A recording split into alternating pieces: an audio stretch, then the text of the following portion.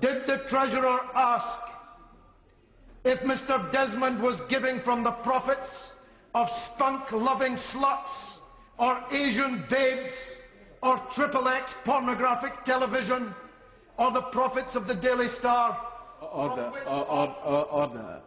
As I said, I wish to give the honourable gentleman as much leeway as I can, and I promised him, of course I would do this for any honourable member, to make sure that he has the protection of the chair. But we are discussing the report of the Procedures Committee and Privileges Committee, and therefore the matters that he's raising at the moment are not relevant to this report, and he must come back to it, sir. Well, Mr. Speaker, with respect, they're highly relevant. It's a question of glass houses and people throwing stones. It's a question of a committee of politicians criticising me for political fundraising when they themselves are responsible for political fundraising on a gigantic scale from the most dubious of sources, in which they never applied to themselves the standards which they seek to apply to me in this report. It's a question not of standards, Mr. Speaker, but of double standards. The members of the committee may know, at least the more worldly members of it, that their committee is now known as the Double Standards Committee, the Double Standards in Defence of Privilege Committee. Order. I say to the honourable gentleman that all members of this committee acted in good faith and were nominated to that committee by the House and conducted their affairs properly. And there's been no complaint whatsoever about the way that they have conducted their affairs. And in no way can I tolerate any honourable gentleman, and I know that feelings are running high with the honourable gentleman, to say that they indulge in double standards. They don't.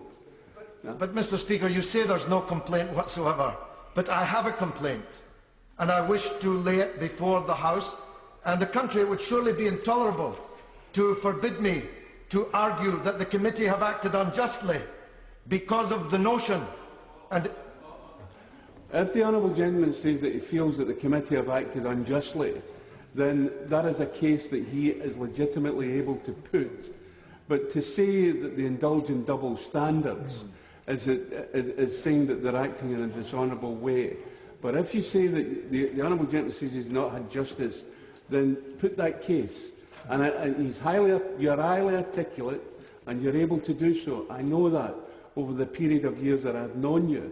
But what I say to you is this, is that having a complaint against the committee is one thing, but to say that you haven't had justice is something you're entitled to say without attacking the good character of any member of that committee. Mr. Speaker, I'm really in a bit of a difficulty here. If I'm saying that I haven't had justice, that means I've been treated unjustly.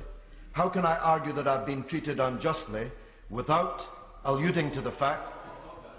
What I'm saying is this, says to the honourable gentleman, is that he can put the case that he felt that he was treated unjustly. That I understand. And it's for the House to decide after this debate finishes whether the House feels that the strength of argument is with the honourable gentleman or with the committee.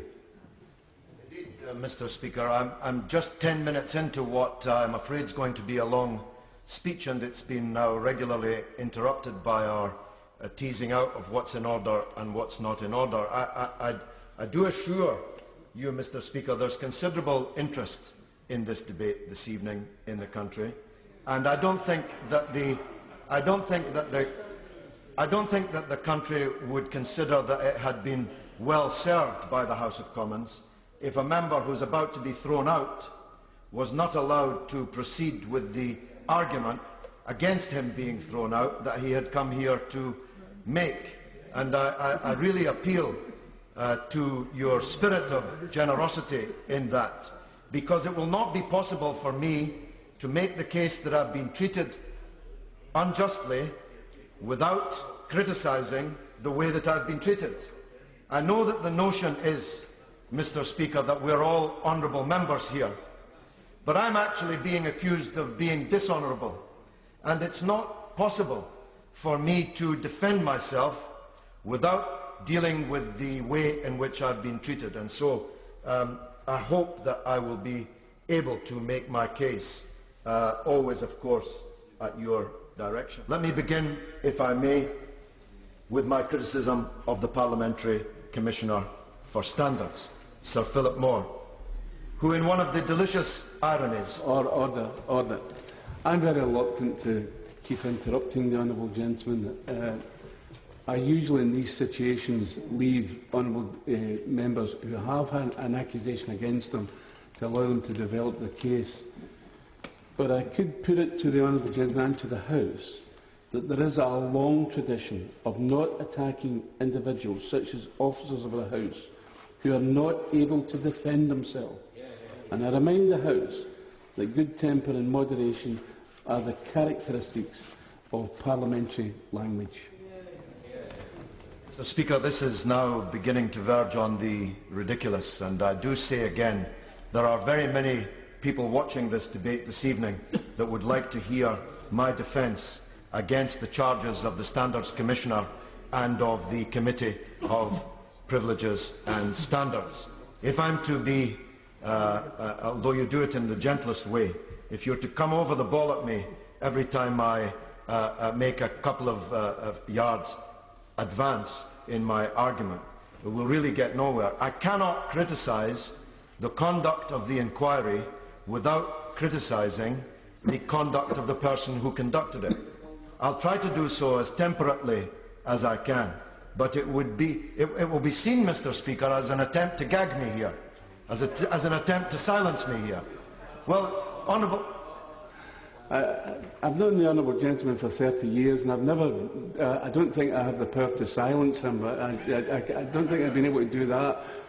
All I'm saying is this, is that the House has given me rules, a set of rules that I must abide by and see that they are enforced. And it's not an attempt to gag the honourable gentleman, but he must abide by the rules that Parliament has given me, and I'm the custodian of the rules, even in a situation like this. Mr. Speaker, Dr. David Kelly was a civil servant who couldn't defend himself, and look what happened to him. Are we really saying that an important official of the British state, who's conducted a 4-year-long inquiry into me, cannot be criticised because of the position that he holds? That will not be tenable in the public, in the country. It might well pass muster here, though I suspect not with everyone. But it cannot be the case, surely, that I cannot develop my criticism of the Commissioner's inquiry into me because I'm gagged from mentioning the Commissioner, the man who carried out the inquiry. I'm sorry that these things are causing you difficulties, Mr. Speaker, but again I say I'm now 18 minutes into my speech and have barely been able to get started with the critique that I wish to make about the way that I have been treated. I am, after all, being excluded from Parliament. It's not a small thing.